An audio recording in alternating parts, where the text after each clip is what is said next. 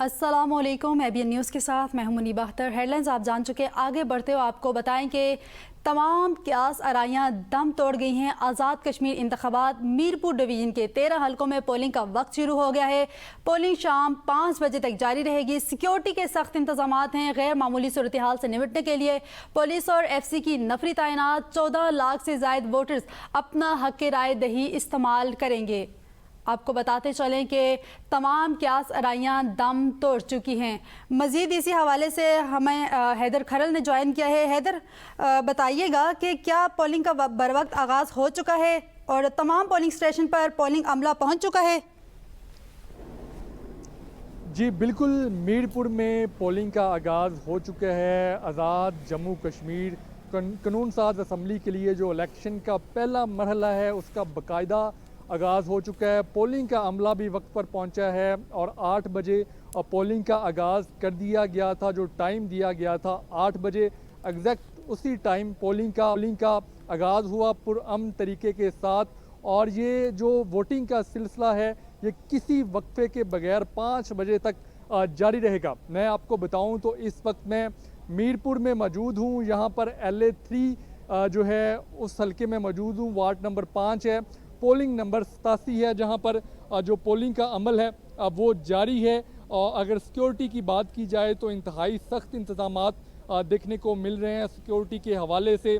और जो polling station है वहाँ 10 से 15 एहलकार जो हैं वो तैनात किए गए हैं और सिक्योरिटी इंतहाई सख्त है। इलेक्शन कमीशन की जानिब से भी हदायत जारी की गई है कि किसी भी नाखुशगवार वाक़े से निपटने के लिए जो फोर्सेस हैं वो तैयार रहें और फोर्सेस जो हैं वो भी तैयार हैं। अगर ओवरऑल बात की जाए मीरपुर की 4 सीटें हैं जहां पर बाकायदा तौर पर पोलिंग का अमल जारी है और किसी वक्फे के बगैर मैं एक मरतबा फिर बता दूं कि 5 बजे तक जारी रहेगा। मुख्तलिफ जो अदारे हैं उनके जो एहलकार हैं और जो अफसरान हैं वो भी उनके भी विज़िट करने का सिलसिला जो है वो शुरू हो चुका है और जो मुख्तलिफ स्टेशन है वहाँ का विज़िट भी किया जा रहा है।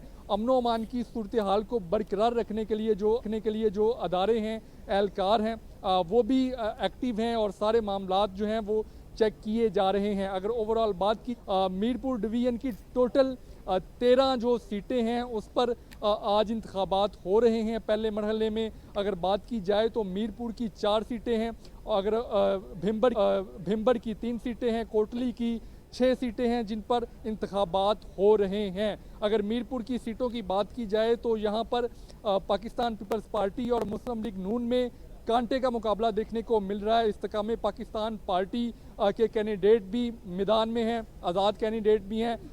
2 बड़ी पार्टियां हैं उसमें मुकाबला देखने को मिल रहा है। अगर पीपल्स पार्टी की बात की जाए तो LA3 में जो यासर सुल्तान हैं पीपल्स पार्टी के कैंडिडेट काफ़ी मजबूत समझे जाते हैं। उनके जो वालिद है बैरिस्टर सुल्तान वो साबिक वज़ीर आज़म आज़ाद कश्मीर रह चुके हैं, सदर रह चुके हैं। इस वजह से उनके जो असर और रसूख है वो भी इधर मौजूद है। अगर दूसरी जानिब बात की जाए इस हल्के में LA3 में तो मुस्लिम लीग नून के चौधरी मोहम्मद सईद हैं उनके मुकाबले में और उनके भी जो धड़े हैं काफ़ी मजबूत हैं। मुस्लिम लीग नून भी काफ़ी मजबूत है इस हल्के में और जो पुराने वोटर हैं उनके इधर हैं, चूँकि उनकी वफादारियाँ भी हैं। तो इस लिहाज से पाकिस्तान पीपल्स पार्टी और मुस्लिम लीग नून में कांटे का मुकाबला देखने को मिल रहा है। अगर इस हल्के की बात की जाए तो LA3 की बात की जाए और LA2 की बात की जाए मीरपुर की तो इसमें एक और भी ख़ास बात ये है कि जो चौधरी कासिम मजीद हैं जिनके वालिद भी साबिक वज़ीर आज़म रह चुके हैं आज़ाद कश्मीर के, वो LA2 से इलेक्शन लड़ रहे हैं और LA3 के उनके ही भाई पीपल्स पार्टी के मुकाबले में इलेक्शन लड़ रहे हैं और कासिम मजीद LA2 से पीपल्स पार्टी के कैंडिडेट हैं और उनके जो भाई हैं वो इधर LA3 में पीपल्स पार्टी के ही जो कैंडिडेट हैं उनके खिलाफ इलेक्शन लड़ रहे हैं। तो इस सूरत हाल में जो पीपल्स पार्टी है उस दोनों हलकों से नुकसान उठाना पड़ सकता है। लेकिन अब वोटर ये फैसला करेगा, आज़ाद कश्मीर के लोग फैसला करेंगे कि वो किसकी हुकूमत चाहते हैं। दावे सब जमातों ने किए हैं, सारी जमातों ने कैंपेन की है इधर आज़ाद कश्मीर में, मीरपुर में, भिम्बर में, कोटली में और जो पीपल्स पार्टी है बिलावल भुट्टो ने इधर आकर जलसे किए और लोगों के साथ राब्ते कायम किए। जो शर्जील मेमन हैं, जो सिंध के मिनिस्टर हैं, वो कल इधर मीरपुर में थे और लोगों के साथ वो राब्ते कर रहे थे और उन्होंने प्रेस क्लब में प्रेस टॉक भी की और उसमें उन्होंने ये भी कहा कि मुस्लिम लीग नून वो धांधली कर रही है और जो बसें उन्होंने भिजवाई हैं एक दिन पहले, ये लोगों को बेवकूफ़ बनाने का तरीका है। ये इस तरह की उन्होंने इधर प्रेस क्लब में बातें की। और दूसरी जानिब वज़ीर आला पंजाब मरियम नवाज शरीफ ने भी मीरपुर में जलसा किया, इधर लोगों के साथ राब्ते किए। मियां मोहम्मद नवाज शरीफ जो हैं सदर हैं मुस्लिम लीग नून के, उन्होंने भी मीरपुर में जलसे से खिताब किया। उन्होंने तो ये भी कहा कि अगर उनकी पार्टी जीतती है तो वो कश्मीर के वज़ीर आज़म बनना चाहेंगे।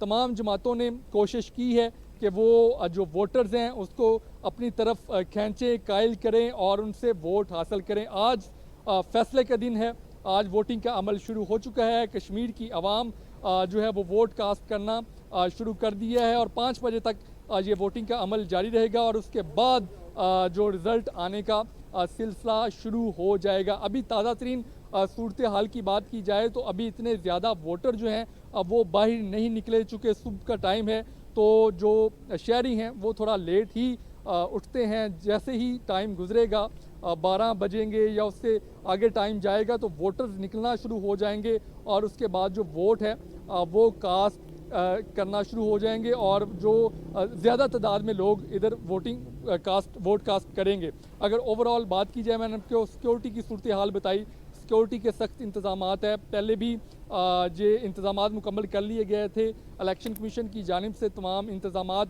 मुकम्मल है और अब वोटिंग का अमल जारी है बाकायदा तौर पर। पहले मरहला है, 3 मरहलों में इंतखाबात हो रहे हैं आज़ाद कश्मीर में, ये इसका पहला मरहला है। पहले मरहले में जो अमीर खान डिवीज़न है, इसमें जो इंतखाबात हैं वो होने जा रहे हैं। जी अच्छा हैदर, ये बताइएगा कि सियासी गहमा गहमी किस तरह की है और वोटर्स वोट कास्ट करने में कितनी दिलचस्पी का इजहार कर रहे हैं?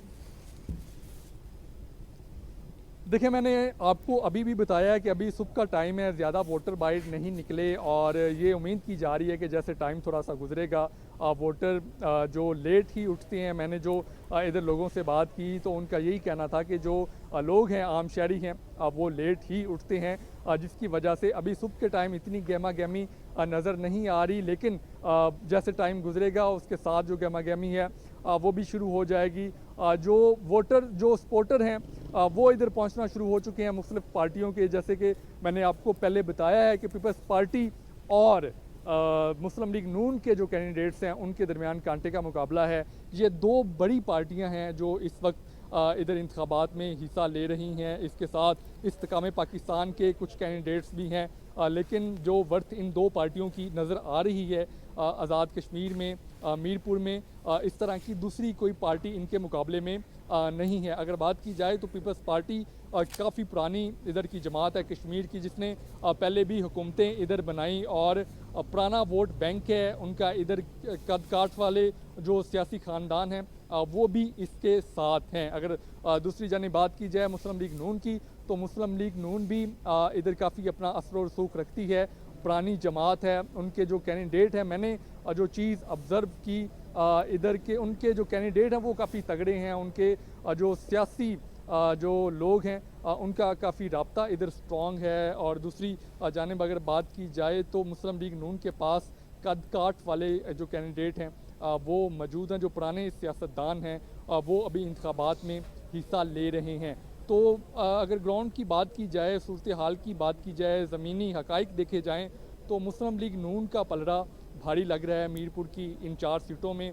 चूँकि मैंने आपको पहले भी एक फैक्टर बताया कि 2 भाई जो एक दूसरे जो पीपल्स पार्टी के कैंडिडेट के ख़िलाफ़ इलेक्शन लड़ रहे हैं, तो ये चीज़ें भी अकाउंट करती हैं कि जो वोट बैंक है वो ख़राब होगा और पीपल्स पार्टी का, और पीपल्स पार्टी को मीरपुर में नुकसान उठाना पड़ सकता है। इसी तरह भिंबर की बात की जाए तो 3 सीटें हैं वहाँ पर। उन 3 सीटों पर अगर बात की जाए तो मुस्लिम लीग नून का पलड़ा ही भारी नज़र आता है, चूँकि उधर भी मुस्लिम लीग नून जो है उसने राब्ता किया, कैंपेन की, रैलियाँ निकाली। उनके जो पंजाब से मिनिस्टर आए, सीनियर मिनिस्टर मरियम औरंगज़ेब, राना सनाउल्लाह, अमीर मुकाम और दीगर जो उनके रहनुमा हैं, उन्होंने डोर टू डोर कैंपेन भी उधर की। और कोटली में सीनियर मिनिस्टर मरियम औरंगज़ेब ने रैली निकाली और उधर भी खिताब किया। अगर कोटली की 6 सीटों की बात की जाए तो वहाँ पर भी मुकाबला काफ़ी टफ है, कांटेदार मुकाबला है दोनों जमातों में। कोटली में पीपल्स पार्टी की पोजीशन मीरपुर की निस्बत बेहतर है, भिंबर की निस्बत बेहतर है, लेकिन मुकाबला उधर भी कांटे का है। और ओवरऑल बात की जाए तो मुस्लिम लीग इन 13 जो सीटें हैं इन पर लीड लेती नज़र आ रही है, लेकिन ये फैसला वोटर करेंगे और शाम को ही जब रिज़ल्ट आना शुरू हो जाएंगे तो पता चलेगा कि कौन सी पार्टी ये मैदान मारेगी। अगर बात की जाए कश्मीरियों की, अगर कश्मीरी अवाम की बात की जाए तो मैंने जो इधर उनसे बात की, उनसे बातचीत में ये जानने की कोशिश की कि वो किस पार्टी को वोट कर रहे हैं। तो सबसे पहले तो मुस्लिम लीग नून के काफ़ी वोटर मुझे इधर नज़र आए, उसके बाद पीपल्स पार्टी के वोटर भी थे, लेकिन कुछ वोटर ऐसे भी थे जिन्होंने ये कहा कि वो किसी को वोट नहीं देंगे। और जब मैंने उनसे सवाल किया कि आप वोट क्यों नहीं देंगे, वोट देना तो फ़र्ज़ है, तो उनका ये कहना था कि हमसे वादे किए जाते हैं मुख्तलिफ जमातों की जानिब से,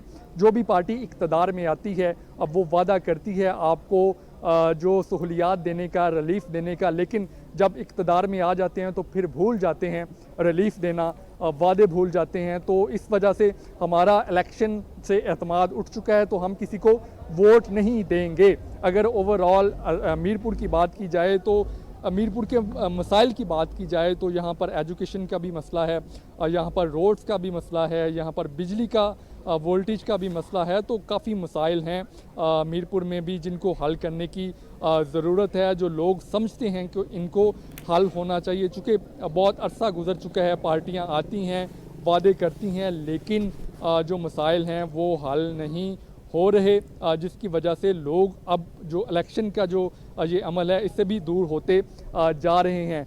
अगर दूसरी जानिब जो बात की गई है पीटीआई ने बाइकआउट की, उसकी सूरत हाल की थोड़ी सी बात कर ली जाए तो पीटीआई ने काफ़ी इधर अपना वोट बैंक बना लिया था और 2021 में भी जो पीटीआई है उसने वाज़िया अक्सरियत हासिल की थी, लेकिन अभी जो बाइकआउट की वजह से जो पीटीआई है उसको काफ़ी नुकसान उठाना पड़ रहा है, क्योंकि उनके जो रहनुमा हैं, जो उनके साथ मुंसिफ लीडर थे, जो मिनिस्टर बने, काउंसलर बने, वो अब पीटीआई को कुछ छोड़ चुके हैं, कुछ साथ हैं।